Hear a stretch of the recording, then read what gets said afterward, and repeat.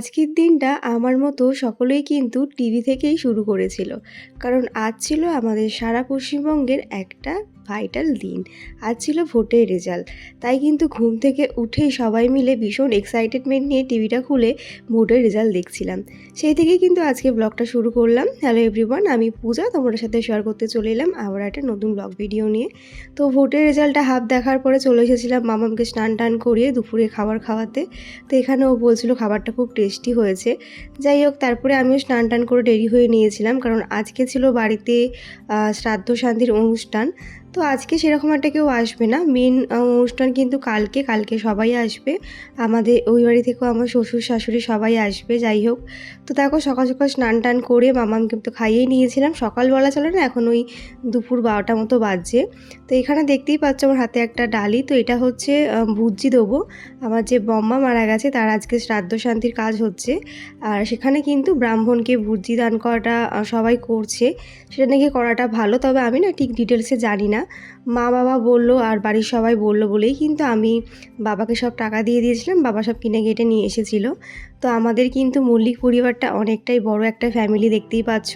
এটা কিন্তু হাফ, আর কালকে দেখতেই পাবে কালকে ব্লগে অনেকেই আমাদের অনেক মেম্বার, জানি না কালকে কতটা আমি ব্যস্ত থাকবো কি থাকবো না, অবশ্যই ব্যস্ত থাকবো, বাড়িতে অনেক লোকজন আসবে।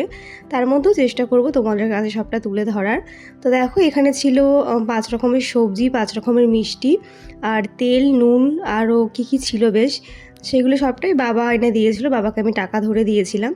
তো আমি যেহেতু বম্মার শ্রাদ্ধ শান্তির কাজ হচ্ছে, তার জন্য কিন্তু আমিও সেখানে বম্মার শ্রাদ্ধ শান্তির কাজের জন্য সেটা আমি দান করছি ব্রাহ্মণকে। তো দেখতেই পাচ্ছ এখানে ব্রাহ্মণ মশাই বসে পড়েছে। প্রথম লটে কিন্তু অনেকে দিয়ে দিয়েছে, সেই ভুজিটা দান করেছে। সেকেন্ড লটে আমি, মা, বাবা, আমার বড় পিসি সবাই বসবো, আর এই হচ্ছে আমার বম্মা, আমার বাবার ঠাকুমা। তো অনেকই বয়স হয়েছিল, প্রায় 95 বছর মতন বয়স হয়েছিল, অনেক দিন ধরেই ভুগছিলেন। তো যাই হোক দেখো এখানে আমি, আমার বাবা, আমার দাদা, আমার পাশে ছিল বড় পিসি, সবাই মিলে কিন্তু এখানে আমরা ভুজি দান করতে বসে পড়েছি। ব্রাহ্মণ মশাই যেরকমভাবে আমাদের মন্ত্র পড়িয়ে বলছিল সেইভাবেই কিন্তু করছিলাম। তো আমি কিন্তু এই ফার্স্ট টাইম ভুজি দান করলাম, এত সুন্দরভাবে অনেকক্ষণ ধরেই কিন্তু মন্ত্র পাঠ করে তারপরে ভুজিটা দান করা হলো। যাই হোক, তারপরে অনেকটা সময় পেরিয়ে গেছে, মামামকে ঘুম পাড়িয়ে দিয়েছি। এখন আমরা সব বোনেরা মিলে চলে আসলাম লাঞ্চ করতে। আজকে না তো শ্রাদ্ধের দিন কিন্তু সবার বাড়িতেই লুচি হয়, ভাত হয় না, জানোই তো। বাড়িতে ভাত রান্না করেছিল পিসি সব বাচ্চা পার্টিদের জন্য, বাচ্চারা তো লুচি খেয়ে থাকবে না দুপুরবেলায়। তো এই দেখো এই হচ্ছে আমার দিদি। তো এই কটা দিন যে এত ভালো করে কাটিয়েছি তোমাদেরকে বলে বোঝাতে পারবো না। অনেক বছর পর কিন্তু গ্রামের বাড়িতে এসেছি, ভীষণ মজা করে কাটাচ্ছি দিনগুলো। তো কালকে বাড়ি চলে যেতে হবে, তাই মনটাও একটু খারাপ। যাই হোক, প্রথমেই পাতে পড়ে গেল হচ্ছে গরম গরম লুচি, আমি 2খানা লুচিই নিয়েছিলাম। তারপরে পড়ে গেল বেগুন ভাজা, সাথে ছিল ছোলার ডাল, আলুর দম, শেষ পাতে ছিল চাটনি, পাঁপড়, মিষ্টি। তো শ্রাদ্ধ শান্তিতে কিন্তু এইটাই মেনু হয়েছিল, রাতে ভাত হবে।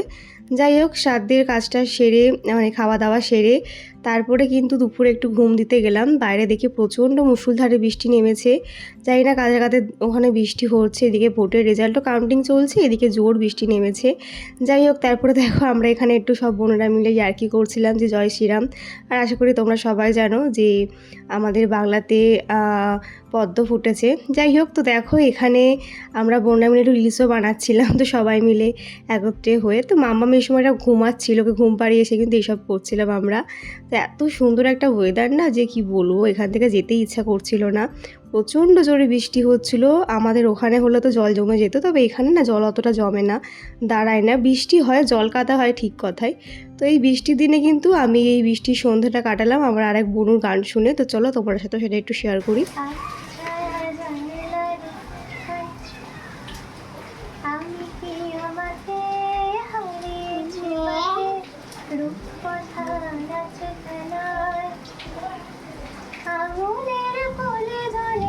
তো শুনতেই তো পেলে বন্ধুরা, আমার এই বোনুটা কত সুন্দর গান গাইলো।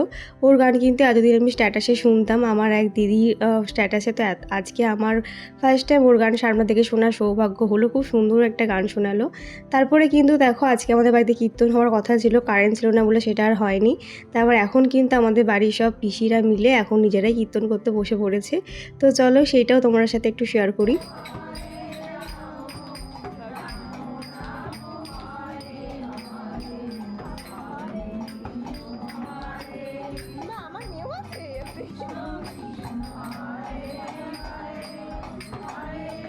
কারেন্ট চলে গেছে তো তাতে কি হয়েছে, আমাদের বাড়ির সবাই কিন্তু খোল কীর্তন নিয়ে বসে পড়েছিল যে তাদের ঠাকমার এই একটা সুন্দর দিন কেউ যেন বৃথা না যায়।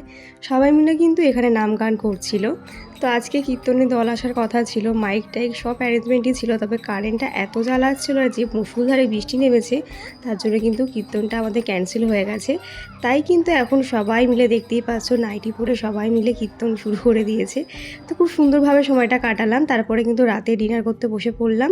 তো আজকে রাতে ডিনারে ছিল ডাল, আলু ভাজা, সাথে ছিল হচ্ছে আলুর দম, আর শেষ পাতে ছিল চাটনি। তো সেটা খেয়েই কিন্তু আজকের দিনটা কমপ্লিট করলাম।